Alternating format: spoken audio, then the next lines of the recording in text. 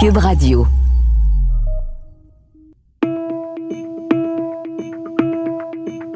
Épilogue. Bienvenue dans le premier épisode de notre série sur la crise du verglas. Je suis Benjamin Tremblay, je suis en compagnie de mon collègue Denis Martel. Salut Denis. Salut Ben. Épilogue, c'est un podcast qu'on a pensé à la manière d'un épilogue. On demande aux acteurs principaux de notre histoire d'épiloguer, si on peut dire. D'épiloguer sur les événements marquants auxquels ils ont participé, pour mieux comprendre leur rôle dans le récit québécois. Est-ce que leur vision des événements a changé avec des années de recul? Et quelles leçons les nouvelles générations peuvent tirer de leurs réflexions? Et aujourd'hui, on se penche sur un événement qui s'est passé il y a 22 ans, très exactement. Comme le dit André Caillé, l'ancien président-directeur général d'Hydro-Québec, qui était en poste en 1998 quand le verglas est arrivé. Alors, mais les gens qui ont 40 ans et plus s'en rappellent. Ils me disent encore la même chose. C'est le même message. Hey, Hydro-Québec nous avait donc fait une bonne job durant le verglas. En janvier 1998, une quantité phénoménale de pluie verglaçante s'abat sur le sud-ouest de la province. Les installations d'Hydro-Québec ne résistent pas au poids de toute la glace accumulée. Dans la zone la plus touchée, appelée le Triangle Noir, certains sinistrés sont privés de courant pendant 5 semaines, en plein hiver. Aujourd'hui, on vous propose une histoire qui a fait école dans la gestion de crise au Québec. Une histoire dans laquelle le PDG porte un col roulé au logo d'Hydro-Québec et Steve Flanagan, le porte-parole d'Hydro-Québec, ne fournit plus à la demande pour les dits cols roulés, tellement les Québécois sont devenus solidaires avec les monteurs de ligne d'Hydro-Québec. Mais d'abord, avant de plonger dans le récit des événements, comment le Québec a connu le pire cataclysme naturel de son histoire du 5 au 9 janvier 1998? Retournons justement au début de la crise, le 5 janvier. C'est le début d'une première vague de pluie verglaçante qui frappe un peu partout dans l'est de l'Ontario, sur le sud-ouest du Québec, mais aussi dans beaucoup d'États américains sur le long de la frontière. Rapidement, il s'accumule de la glace sur les lignes électriques, mais c'est seulement des pannes de courant isolées qui sont occasionnées. Les Québécois ne savent pas la portée historique de ce qui va bientôt se produire. Le 6 janvier, le lendemain, on constate les dégâts.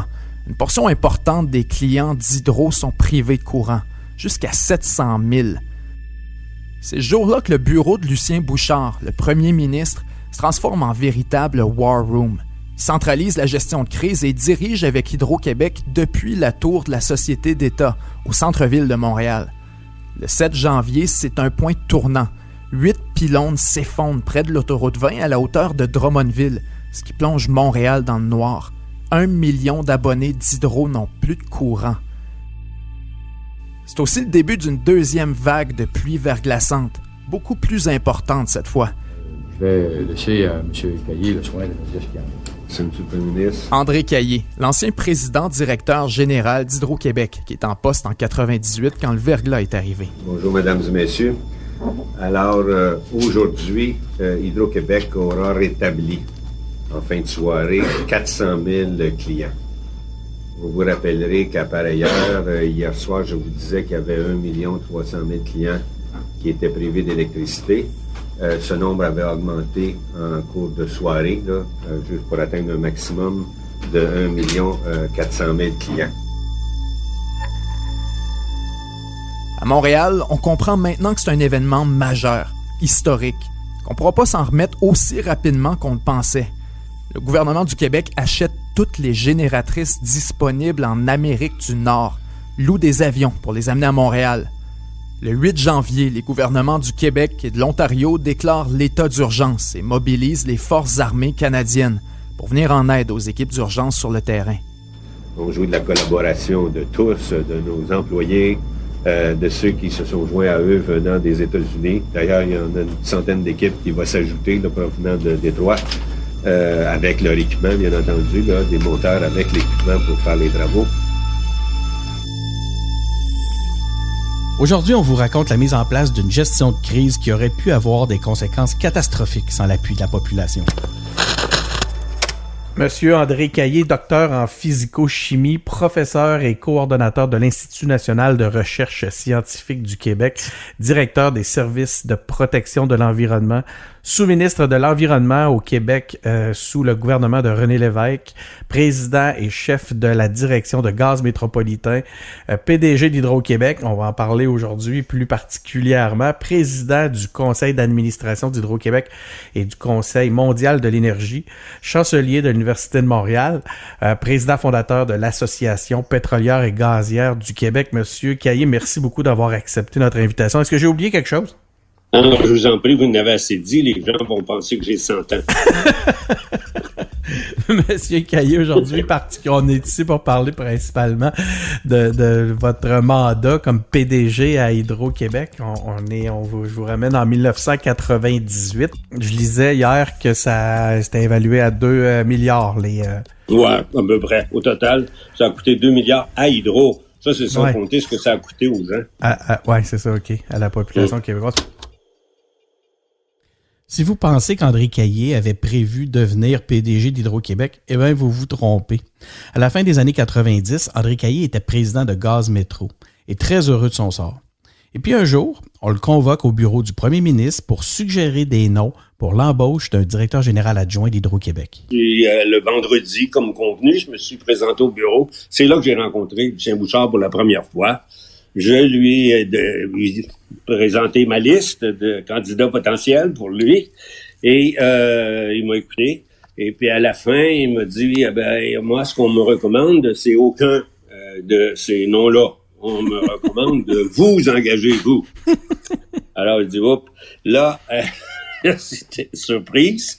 Moi, je partais de Gaz Métro, là, je faisais un crochet par le bureau du premier ministre pour m'en aller chez nous, en week-end, dans le Nord. Je n'étais pas à la recherche d'un emploi du tout. Alors, et là, j'ai pensé à mon affaire rapidement. J'ai dit, premièrement, c'est pas le même salaire. Deuxièmement, moi, à Gaz Métro, je suis PDG, là, je suis pas l'adjoint au PDG. Alors, honnêtement, la perspective, j'aimais pas bien ça, de diminuer de salaire, puis diminuer mes fonctions, rétrécir mon champ de responsabilité. Il m'a rappelé à la fin de semaine en me disant qu'on dit pas non au premier ministre. En tout cas, il m'a fait un peu de réprimande. Et j'ai dit, écoute, Jean-Roch, vous n'êtes pas capable de me payer mon salaire. Puis, une chose cocasse ici, j'ai dit, c'est pas moi qui vais aller expliquer à la maison que j'ai diminué de salaire. ça arrivera pas. Alors, en tout cas, ça reste comme ça. Puis, j'étais au golf. Je me souviens que j'étais au golf à l'invitation du maire de Montréal. Puis ça devait être le mercredi parce que ça s'est passé au Conseil des ministres. Le mercredi suivant, puis ils m'ont nommé PDG de Hydro-Québec. Puis avec les mêmes conditions, etc. Une copie conforme avec le contrat de Gaz Métro. Alors, c'est comme ça que ça s'est passé, puis c'est de même que j'ai connu Lucien Bouchard. Je vous ramène à la première semaine de janvier 98. Vous étiez où, premièrement? C'était quoi votre... étiez-vous... Moi, c'est le retour des fêtes, là? Oui, c'était le retour des fêtes, mais moi, le retour des fêtes, je l'avais fait à Paris, invité par Gaz de France, par Pierre Gadonex, un ami à moi qui est président de Gaz de France. Pendant ma conférence, quelqu'un a appelé Tillion, qui était un vice-président ou directeur général. Je sais pas s'il était peut-être pas encore directeur général adjoint, mais en tout cas, il m'a appelé pour me dire ça va mal, puis ça va aller mal. Ça va aller très mal. On prévoit un très gros verglas. Je t'en informe parce que je pense et que je te recommande de revenir au plus tôt au Québec.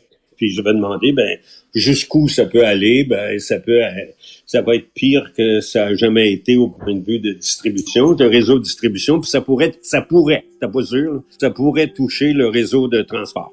Et évidemment, si ça touche seulement au réseau de distribution, ça va être une affaire d'une semaine ou deux.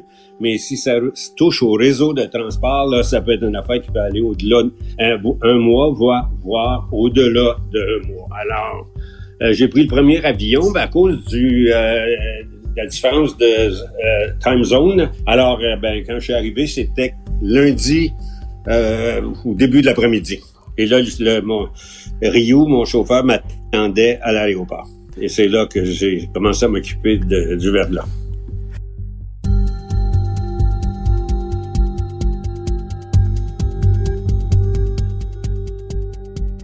On est le 6 janvier, première vague de pluie verglaçante, 34 mm Donc, ça fait énormément de dommages. Ça touche l'Outaouais, la Beauce, la Montérégie et Montréal. Donc là, vous étiez en automobile à ce moment-là, lors de votre... vous aviez déjà commencé à faire la tournée. Est-ce que je comprends des différentes positions? Oui, c'est ça. Pendant les premiers jours, je crois que j'allais à la maison, mais à partir du moment où ma famille s'est installée dans le nord, je n'allais plus à la maison, je couchais au bureau. De sorte que le matin, je changeais d'étage, quoi. Et j'allais à mon bureau pour recevoir les nouvelles de comment ça s'était passé dans la nuit. Au quotidien, d'heure en heure, là, c'est M. Flanagan qui s'occupait des communications pour Hydro-Québec. Il était au rez-de-chaussée Hydro-Québec où se trouvaient les représentants de la presse, puis il communiquait continuellement, répondait en continu, en quelque sorte, à leurs questions.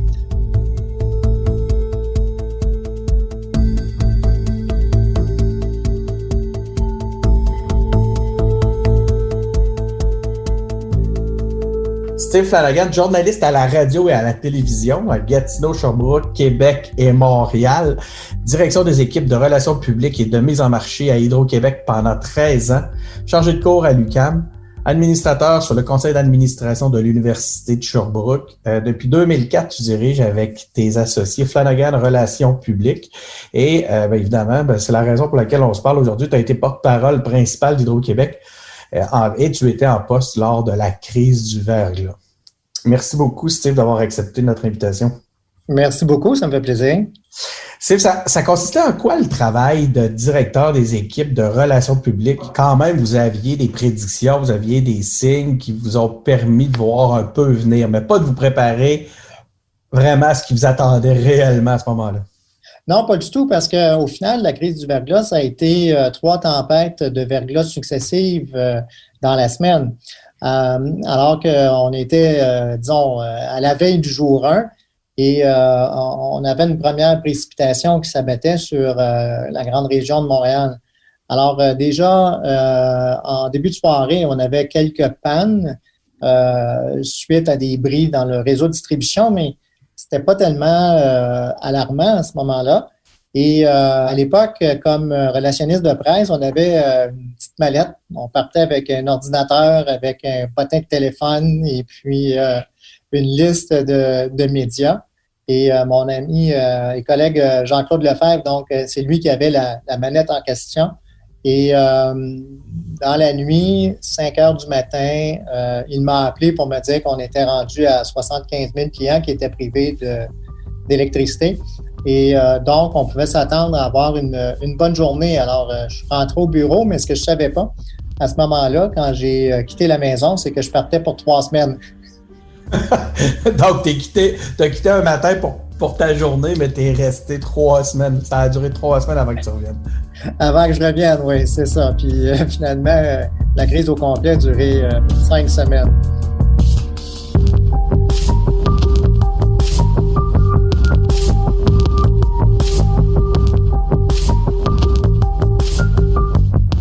Il y a dans les bureaux de l'édifice d'Hydro-Québec à Montréal un bureau qui est consacré au premier ministre. Est-ce que c'est encore le cas aujourd'hui? Non. Non, ils ont déménagé le bureau du premier ministre sur Sherbrooke. Mais c'était pas durant mon mandat, ça a été après. Mais pendant la crise, il y avait son propre bureau. Pendant la crise, il était à Hydro-Québec, le bureau du premier ministre. C'est M. Bourassa qui avait pris cette décision-là. Alors moi, quand j'allais au bureau du premier ministre, là, j'allais par l'escalier. Quelle était votre première rencontre avec Lucien Bouchard dans le contexte de la crise? Comment Lucien Bouchard est entré en jeu? Il m'a appelé, il m'a dit viens me voir, c'était facile, là, c'était pas long surtout, parce que moi j'étais au 21, lui je pense que c'était au 11e. Fait que c'était le temps de descendre les étages, je pense que j'attendais même pas l'ascenseur, ça prenait moins de temps de descendre à pied. Alors c'est là que je l'ai rencontré, et c'est là qu'il m'a dit chaque jour on va faire une conférence de presse à 4 heures, je veux que le président d'Hydro-Québec soit là, je veux que vous m'accompagniez, et puis sa première journée était quand même pas la catastrophe que ça va devenir, là. Non, mais on va faire ça à chaque jour. On se met en position de gestion de crise. Et on va faire ça d'une façon totalement transparente. Chaque jour, une conférence de presse pour expliquer où on est, qu'est-ce qu'on fait. Où en sommes-nous? Qu'est-ce que nous faisons? Qu'est-ce que nous ferons? On faisait ça à tous les jours. Évidemment, on répondait aux questions des journalistes. Il y avait une période de questions à la fin de ça.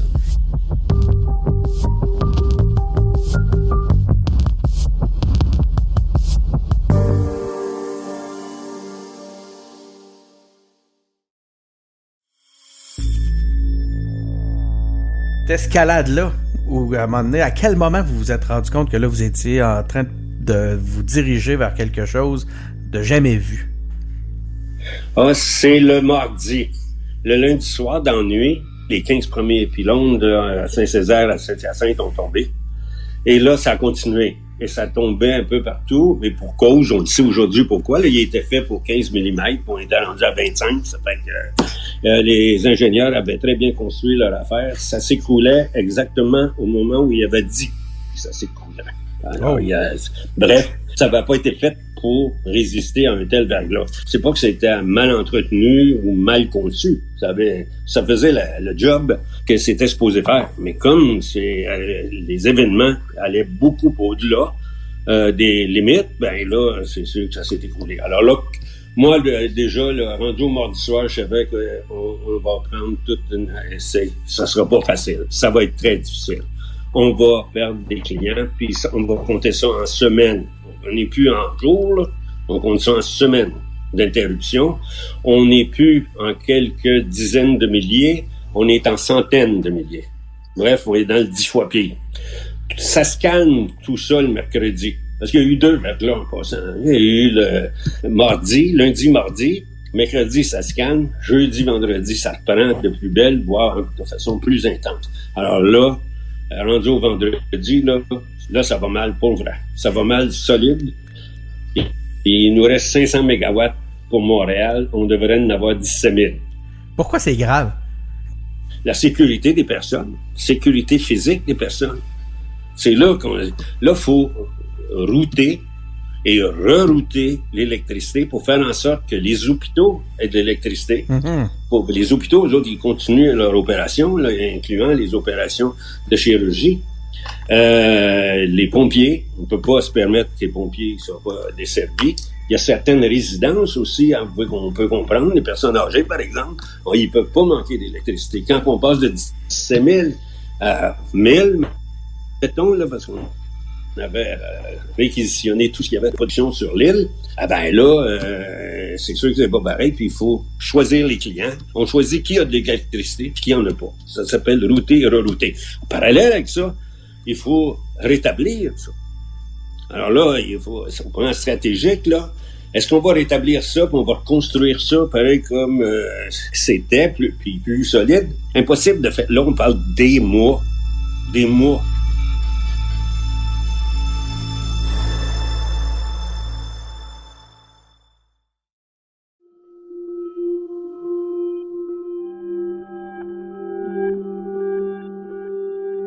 Comment les décisions étaient prises pour que ça aille aussi vite?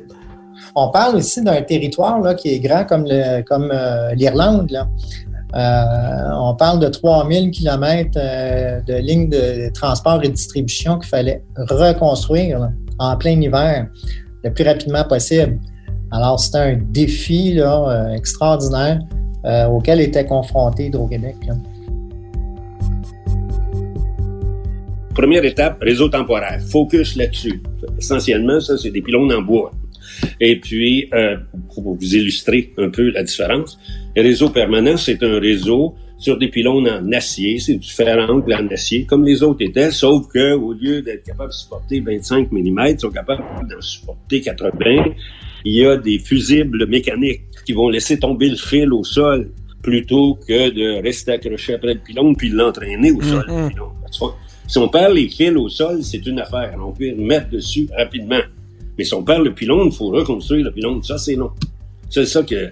C'est un phénomène que vous rencontriez, c'est que les fils entraînaient les pylônes dans certaines situations avec eux. Et là, vous pouvez comprendre, le fil, là, il tire sur les pylônes. Fait qu'à force de tirer dessus, le pylône, il finit par céder. Et là, quand il est au sol, il est tout tordu, c'est foutu. Faut, l'enlever de là. Alors, faut le tirer à côté, l'armer. Leur véhicule à 6 roues, là, très bon. Ça, c'est excellent pour enlever un pylône du doigt de passage. Parfait. Je faisais bien ça. 7 janvier, deuxième vague de pluie. 435 000 Québécois sont privés d'électricité.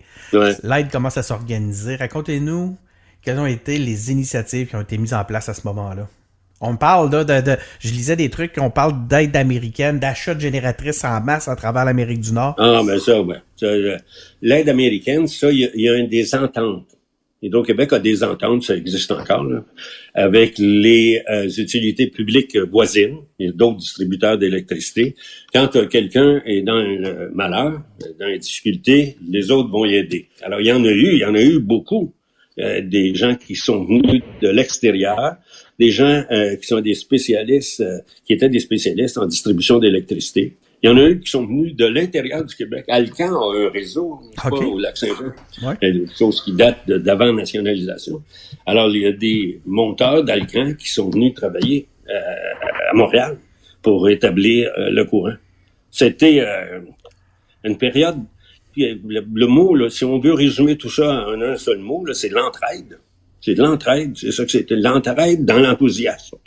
Puis la volonté de faire le mieux possible. Ça, c'est l'esprit qui régnait au sein même de la cellule de crise? Oui. De la cellule de crise à Hydro-Québec. Jusque sur le terrain. Partout sur le terrain.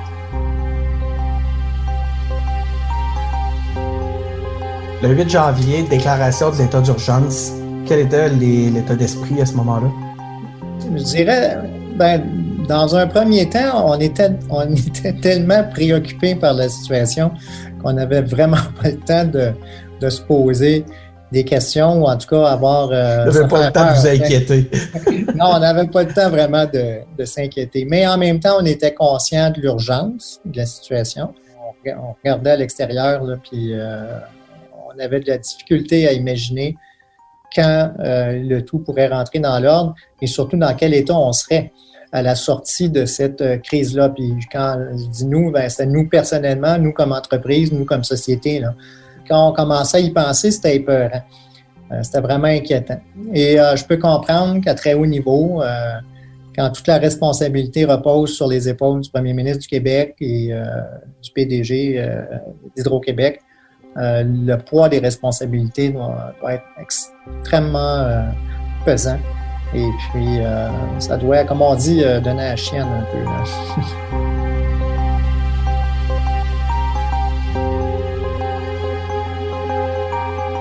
Le 8 janvier, déclaration de l'état d'urgence. Pouvez-vous nous raconter comment ça s'est passé au sein même du War Room? Comment la décision a été prise au sein de votre équipe? Je les voyais, moi, avant ça. Moi aussi, il y avait des réunions, vous pouvez l'imaginer, à mon bureau, 2-3 fois par jour. Et ils sont dans mon bureau. Je dis, bon, ça recommence. C'est recommencé. Il en tombe beaucoup. Les prévisions, c'est qu'il va en tomber encore plus. Ça va déjà mal au niveau du nombre de clients en panne. Alors, là, il dit, ça va finir où, cette affaire-là? Je me souviens d'avoir regardé au ciel, puis d'avoir dit, écoutez, là, nous autres, là, on a tout fait ce qu'on pouvait faire. Là, on est au bout. Faut que ça arrête, cette affaire-là. Là, on n'en a plus une moyen. Faut que ça arrête, là.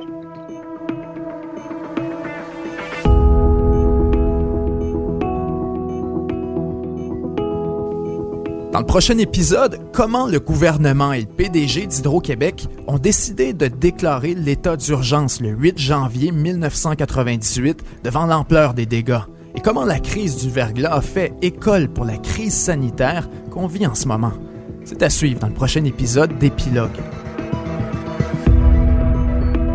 Animation, Benjamin Tremblay et moi-même, Denis Martel. Réalisation, Anne-Sophie Carpentier. Merci à Joshua Ménard Suarez à la recherche. Une production Cube Radio.